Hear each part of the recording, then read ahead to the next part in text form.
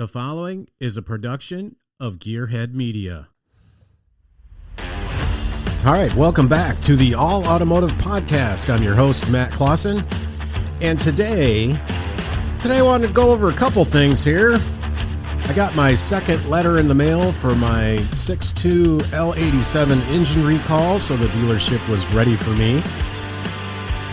So I'll talk about that. I did get some fan mail from Atlanta, Georgia, and we'll answer his question about bearings, engine bearings, and we'll clarify all that. So I'm glad you're all here.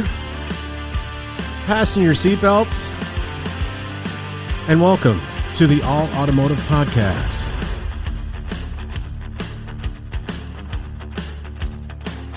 All right, so got my second letter a couple weeks ago on the L87 engine recall, and pretty straightforward, but I wanted to make sure everyone was aware of one of the paragraphs that's in this letter.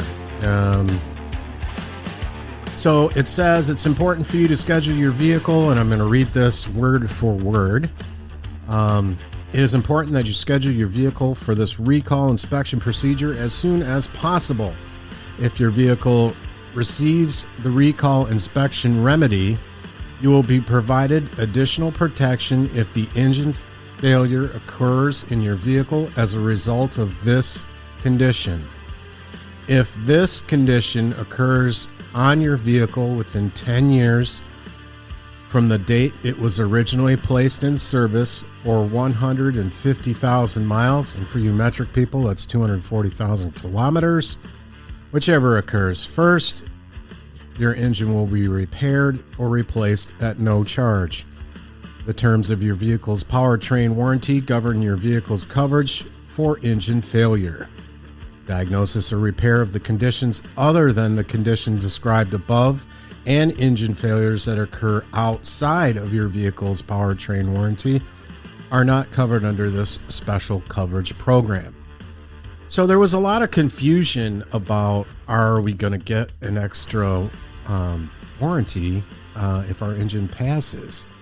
So this is telling me yes. And yeah, so scheduled my appointment with the local Chevrolet dealer, called them up, got me in right away. It was just about two days out. I mean, I would bet that the size of dealership that they are, they've got probably 3 guys that know how to do it or can do it. I mean, it's a relatively big dealership, big service department. 4 to 5 service advisors, so you can imagine how many technicians there are. So yeah, they got me in right away. They did the picoscope test, and if you're not up to speed on that either, the picoscope we use in the industry, we use as a scope to check electrical patterns and other things that are electrical in nature, so that we can see waveforms of fuel pumps, CAN bus line voltages, crank and cam sensor values, and so forth. So what the Pico test is doing, and I kind of covered this on the last episode about what they were doing. And so they take a knock sensor, and what the knock sensor does is it picks up noise in the engine, and it sends an electrical signal to the engine computer to tell the engine computer to change the timing based on the amount of knock it's hearing from pre-ignition or whatever the case may be. But that's what its purpose in life is. So they're using a knock sensor, powering it up and attaching it to the side of the engine in an empty bolt hole boss on the left side. I'm guessing that's the location. And what they do is they start your engine, and then they take a short. I say short, it's probably up to 30 seconds, I think, 30 seconds to a minute. They let the engine run, and the knock sensor waveform gets uploaded to GM. And this is on their GM programming system website, which is what we use to install new software into the modules, or program a module that is blank, or update modules that need updating. So in this system, so you capture it locally with your tool, and then you upload that file, and then GM says your engine passes. It's green, the screen's green, or it fails, the screen is red. So fortunately mine passed, and we kind of knew that. We went over my numbers as far as the bearing material is concerned, and the amount of metals that were in my oil. If you didn't listen to the episode, I had a couple of episodes. We talked to Lake Speed Jr. He is head of Speed Diagnostics, and what they do is they do oil analysis. He is the motor oil geek, as he calls himself. And if you get the opportunity, go back there and take a listen to that. Lake's a great guy. We had a good conversation about oil, and if you're on the fence about what kind of oil to use or what brand oil to use, he's got so many YouTube videos that at the end of watching a number of them, you'll probably be in good shape as far as what oil to get for your particular application, your location, your use. There's all kinds of variables, and we kind of discussed all that stuff too. So again, took my truck in for this recall. They were ready for me. My truck passed, which was good news for me. And I didn't really get anything formally other than a receipt that said what they had done. And nothing formally, no formal letter or anything like that, reinforcing the 10-year, 150,000 or 240 kilometer extension special policy if, in fact, the engine fails due to a bearing related issue. So I didn't get anything formal there, but you know what? I'm going to keep this letter. I'm going to keep the other one. I've got the receipt too. And they're not going to delete anything. So if I lose it, the dealership, I can call them and get all my service records at a punch of a button, and they can print those out. And the service advisor that I dealt with, we had worked together in the past at a previous dealership. So she was very helpful in getting me in and out of there in a timely manner. And I appreciate that. And I appreciate those guys over there. So yeah, I mean, engine passed, and we kind of knew that based on my oil sample numbers that I got back. I mean, my wear rate in 1,000 miles is only 5.9 parts per million, which is very, very good. And all my other numbers were significant as well, significantly low as well. So, yeah, I mean, they changed the oil, which I guess I had changed it after I sent my oil sample in back in June. I think I did it around my birthday. And so, yeah, second week in June-ish. So the oil had only been in there for like 2 months, the 020, because I changed it so that I could send my oil sample off to see where we were at 24,000 miles. So they switched it to the 0W40 Dexos recommended or qualified oil, and put me a new oil cap on that says it now takes 0W40 instead of 0W20. So you guys have to really kind of realize that the distance between the crank and the bearing is filled with oil. And if you've seen race bearings, they have a groove all the way around through them. And you know why that is so they can get more oil in there. But I don't think our rod bearings are in the engine that we've got, or they're smooth all the way from, and they're half moon. I would instruct you to go to Maele's website. Maele is a German company that owns Clevite. Clevite bearings have been around for a lot of years. And if you go to their website, you can pull up the different types of bearings that they make. So Maele or Clevite, and let's just use Clevite because it's easier to say. Clevite makes a tri-metal engine bearing. So in the picture that's on their website, it has a top alloy layer, but the most of it is copper and lead alloy, and then a precision steel back is what they say. So that's the part that sits on the rod. So the rod cap is a half moon, and then the top part of the piston rod is the other half, and then you put those together.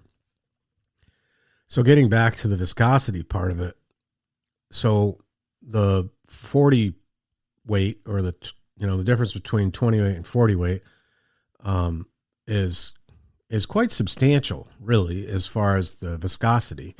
And if you look at the cinestopes, and that each of these oil viscosities has, it's pretty different. I mean, the 0W20 and Cinestokes, I'll define that too. That's the oil's ability to flow at 100 degrees Celsius, which is the boiling point, I guess. So its ability to flow is determined in a Cinestope value. So 8.8, and we're using AMSOIL's numbers here. So 020 is 8.8 and 0W40 is 14.5. So its ability to flow is higher because it's thicker, but the thickness also helps you fill in those imperfections in the crankshaft or the bearing. So you increasing the bearing oil clearance distance. So if you want to put a sheet of paper between your two fingers, and then you put 3 sheets of paper between your fingers, there's a difference. There's a difference in the thickness. And that's a very crude way to tell you how that oil is actually the paper in my example here.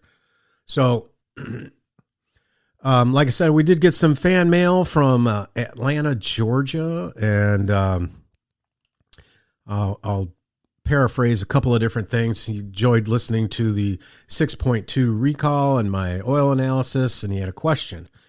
He said, but everything I find today about bearings would say that light-duty trucks, which would include the truck I own as well as you, and he owns a 2024, probably the AT462 Sierra. That's what he said. It was a 2024 6.2 GMC. And he wanted to know, what are we really actually looking for? Well, we're looking for any kind of metals, really, but the metals that are going to be in there are specific to specific parts. I mean, the engines that the 6.2 L87 is aluminum. So, we're looking for low aluminum numbers, obviously.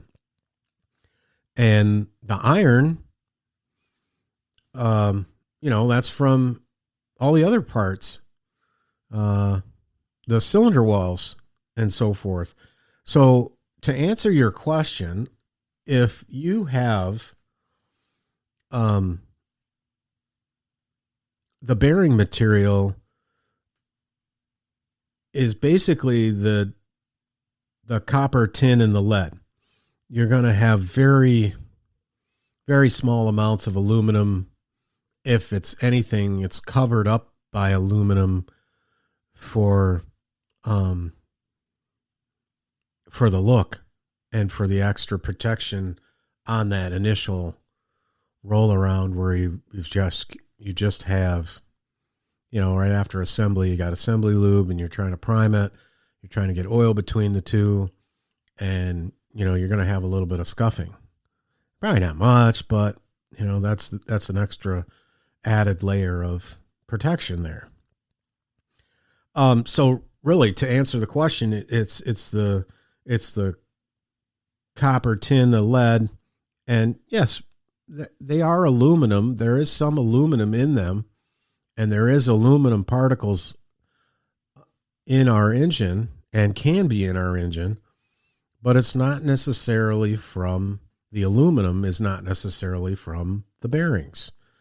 So, and he's been invited into the recall as well. So his truck's involved in this recall, and he sent his oil off to Blackstone Labs, which is very similar to Speed Diagnostics and what Lake Speed Jr. does. And if you go to Blackstone Labs website, you can do the same thing. You order the kit, drain your oil in there, stick it in the mail, send it in, and they'll send you a report back. So my suggestion to all of you that are unfortunately in the same boat that we are in, it's like a barge, I think. It's not a boat. It's actually a boat, but it's a barge because there's so many of us. I don't know if 800,000 people can fit on a barge. Maybe the ones they bring from China. Anyways, it's we're in this boat, and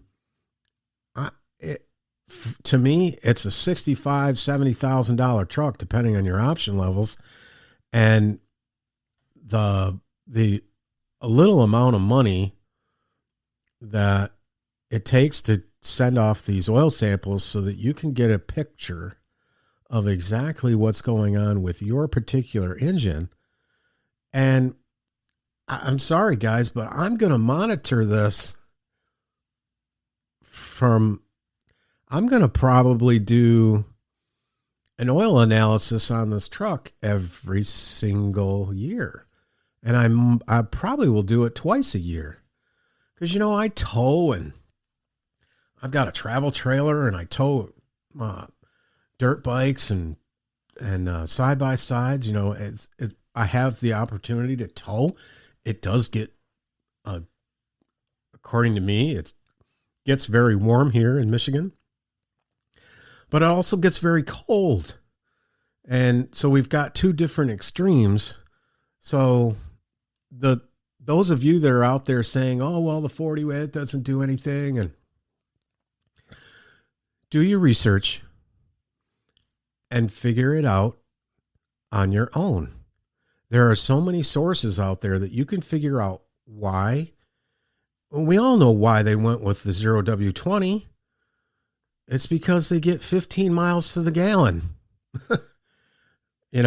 I struggle to get 20 out of that thing going down the highway. The speed limit's 75 in our state on major highways. And it's higher than that. In some states, I think it's higher than that. I'm not really sure. So educate yourself on what oil brand you want, number one. And I'm not sitting here saying that Mobil One or any of those Pennzoil Platinum Plus or AMSOIL, it's not what was in the truck. Did you buy it brand new? Then you got the opportunity to put it in whatever you want. But be known and be aware that once you change the oil from the factory Mobil One, Dexos 3 or whatever it is, when you change the oil, you're not getting all the oil out. So the new oil you put in is technically going to be sort of contaminated. And that's a very crude way to say it, but it's going to affect the additive package that's in the new oil. So, and I know it's stuff's like 15, 20 bucks a quart. We don't want to be pouring stuff down the oil, pouring stuff through to flush it out. You can. And if you want to do that, that's great. But I would say just let it drain as long as possible and make sure that, and our oil filter is straight up and down so that you have the opportunity to pour the oil in the oil filter before you turn it up there. And don't forget to put a little bit of thin layer of oil on that rubber gasket because, I did an oil change this past week. And, man, they crammed that oil filter on. Guys, it's not holding the car together. It really isn't. They all have a torque spec, and it's basically not really more than you can turn with your own hand. And I think our local drive-through oil change places, I've had a few that come back for leaks or something because this thing was cranked on there. I couldn't believe it. It was a Honda, and it was really simple to get to. It was one of them smaller ones, but man, I had a heck of a time pulling on that thing. And I'm not weak by any means, but it's like, geez. So put oil in the oil filter before you put it up there. Let the oil drain as much as possible. If you want to flush half a quart through, that would help get things out of there. But after that initial change to the different brand that you've researched and you love and you went to the parts store and you feel good about, take that oil to its extend it to its oil life, take that through that's life, drain it out, send a sample in, see what it's doing, see what's in it. You could even send in a brand new sample if you wanted. Say you want to know what the moly levels are, or the calcium, or the zinc that's in it. So all of that stuff helps prevent wear. So again, run it through its oil change, take it out, send it in, check your metals. And if your metals are low and good, and I would say that most of us are around, less than 30 or 40,000 miles, unless you're driving the crap out of it. And, you're driving quite a lot of miles in a day. But I mean, geez, I've had mine for a year and a half, almost 2 years now. And I've, just getting close to 25,000 miles. So, and if you have bought it brand new, again, the recommendation is to change it as soon as you can. Let it, give it 1,000 miles or so, but man, you want to get that new fresh oil because the most wear occurs in the first 10,000 miles. So keep that in mind too. So thanks for the fan mail. I appreciate that. We get those every now and then, and I wanted to talk about that one. And I would imagine that he's going to get his second letter. This was back in August when this person sent this through. So I appreciate you guys listening down there in Atlanta. Tell your friends all about it. We're here about all kinds of stuff, automotive. So thank you for that. So again, just educate yourself on what you want, what you want to gain, what you want to learn. And then it's all a matter of doing the oil test. I mean, that to me at this point, this truck is is expensive enough. And, I understand. I get it. We're all on this barge floating along, wondering and worrying. And, I'm not. And with my numbers, I'm like, oh, that's great. I don't think mine's affected. I don't think I'm going to have a problem. And let me tell you, my truck has been to the red line on several occasions. So it's nice that this is out there for us to do, whether you use Blackstone Labs, Speed Diagnostics, whoever. Lake does a really good job of explaining everything. I'm not sure what the paperwork looks like other than the front page that was on their website. But I would imagine that they're probably trying to tell you the same thing. So lots of cool stuff out there if you dig around. And it's an ongoing thing. But hey, check out that question he had about the bearings. Go to Maale's website, click on performance, and we want to look at performance engine bearings, and you can go down and you can look at the Cleveite coated bearings. They have a dry film coating. Again, that's just for initial startup. Low friction polymer based, offers extraordinary protection and lubricity for extreme conditions.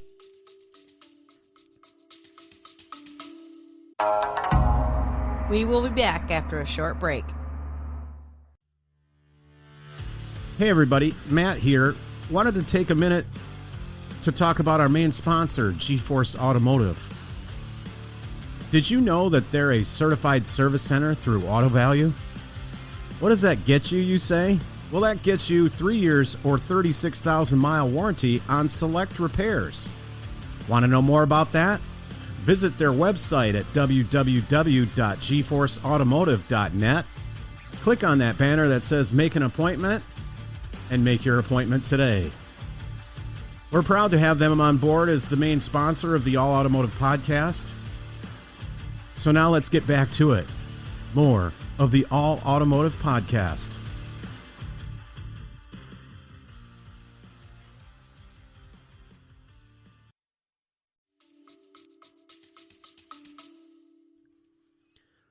Do you have extreme conditions with your factory stock 6.2 L87? I know I do. I think I do. I don't know. What's extreme? Define extreme. So maybe that's something to think about for a future episode. So yeah, we've been doing lots of stuff around here. Next episode, stay tuned for that. We're going to be talking about, I'm going to give you the update on Miss Delilah out in the barn, our 1968 C10. So if you're interested in that, that's going to be our next episode. But hopefully you could do your research. Hopefully everybody is going to be able to get through this recall and not be too disappointed in the outcome. And again, if it does fail, yeah, they're going to give you an engine.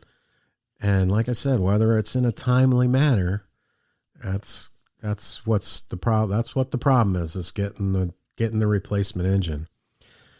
But I was also thinking about that too. If you do get your new engine and your truck has to go in there, I would seriously pay the extra money myself. I would ask this of the service department, and I don't know if I'm probably going to open a huge can of worms, but I would certainly pay to have the oil pan taken off of the new engine and the rod bearing caps pulled off, and I want to look at those bearings and that crank just to make sure.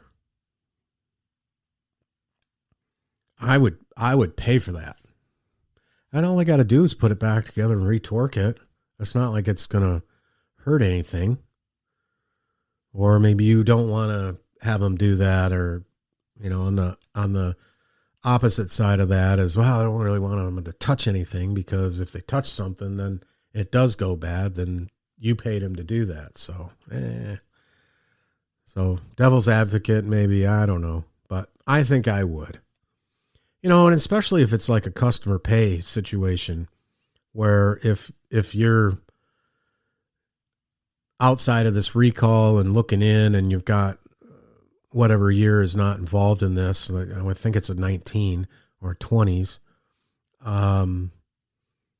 and you have a 6.2 and it blows up and it's got rod bearing issues, well, then let's, dig in and see what's going on here. But yeah, I mean, if you end up paying for this engine, I mean, it's, oh my gosh. I would say the price of that engine's up there now, really up there. I bet you it's close to 10 grand. I bet you it would be close to that. So another investment that you're going to make, why not make sure that things are done? Take a couple of rod bearings off. I would do the center 2 cylinders, center 4, and see what you got there. Put it up on the engine stand, roll it over, and roll it around, and check it out. It's not hard. I don't think what might be out would be the rod bolts, if it's bolts. Most of them are studs with nuts, so you might be out an additional amount for the nuts, but who knows? I know some of the GM products use bolts that are torque to yield because they do angle. They don't just torque it to 45 foot-pounds. They torque it to 10 foot-pounds and an extra 45 degrees. So because the tensile strength of the bolt stretches or doesn't stretch, and all of a sudden you've got torque specs that are all over the place to where the angle gets you where you need to be. So yeah, you might be out some nuts or something like that, but man, and I would also invest in the, plastic gauge is cheap. Get some plastic gauge, stick it in there, reef it down and see. All right. Is it even within the tolerance of the spec? I would hope so. I would certainly hope so. Is it too tight? Is it too loose? We don't want either, really. We want it right on the money or right in between that spec. So go look at the spec for the bearing to crank clearance. And what plastic gauge is, it's just a little plastic string that's no bigger than the tip of your pen. And you cut off a section, you put it in between the two. You put some on the rod bearing cap, and then you tighten the cap down to the crank, and you torque it, and you pull the cap off and see and it's got a gauge on there, and it has the gauge on the plastic thing that it comes in. So all stuff in how to build an engine, and maybe we'll get into that. But you'd want to see what the clearance value is, and that would be important too. And especially if you're getting a non-GM remanufactured engine or a new one from somewhere, you want to make darn sure that the things were done right, because in my experience with engines, and if they're remanufactured, it just depends on who remanufactures it and their remanufacturing process. Because we fought that one. I think I told you about that one. We fought one that had a cylinder 3 misfire for no reason other than it wasn't bored correctly. And this particular remanufacturing place didn't want to stand behind it. Said that it couldn't be them. We put a engine in it that we rebuilt, and gee whiz, it didn't have an issue. So again, just educate yourself on your oil and what brand you want to do, and then if you understand what the difference in the weight is, it's helpful. It's certainly helpful. And then, this has gone around my Facebook group a number of different times. I'm in a Facebook group that recently with this recall has been a lot of doom and gloom, but there are, a lot of individuals out there that are running the 530 full synthetic, 0W30, 040. So, and there's guys that say, hey man, I live where it's hot and cold, the 020, they haven't told me to change yet. So that's what we're using. So across the board, it's all over the place. And again, you don't know anything until you get the oil tested. So that's my recommendation. So thanks for listening. We have got a lot of stuff coming up. I've got a couple of different things in the pipeline. We're going to do the update on Delilah, and I also got a special guest coming up before the end of the year. And hey, thanks for listening to the All Automotive Podcast. All right, that's going to do it for another episode of the All Automotive Podcast. Did you know that we're on iHeartRadio? We're also on Spotify. And we're on Apple Podcasts. Like and subscribe to the All Automotive Podcast. We'd appreciate your input and fan mail if you want to give it to us. Stay tuned for our next episode as we update you on our 1968 C10. So until next time, keep that greasy side down.